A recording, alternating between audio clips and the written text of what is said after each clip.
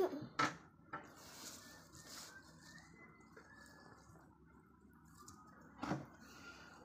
sabi mo sa kanila?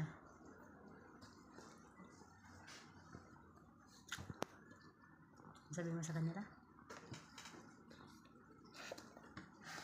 Bagong gising po ang kababang Daniel, kaya hindi siya nagsasalita.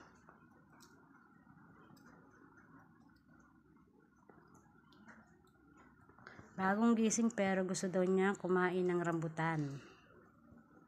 At ito na nga mga kababang, binigyan na po natin siya ng rambutan. At kaya po niya yung ubusin at kulang pa yan. Hihingi pa po yan mamaya.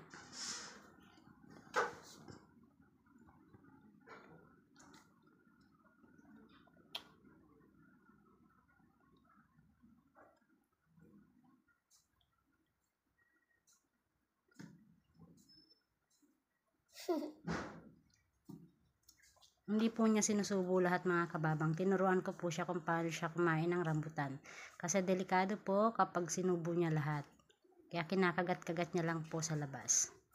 Para hindi niya malunok ang buto. Yung malaki. Bye bye mga Lods. Thanks for watching. Don't skip my ads.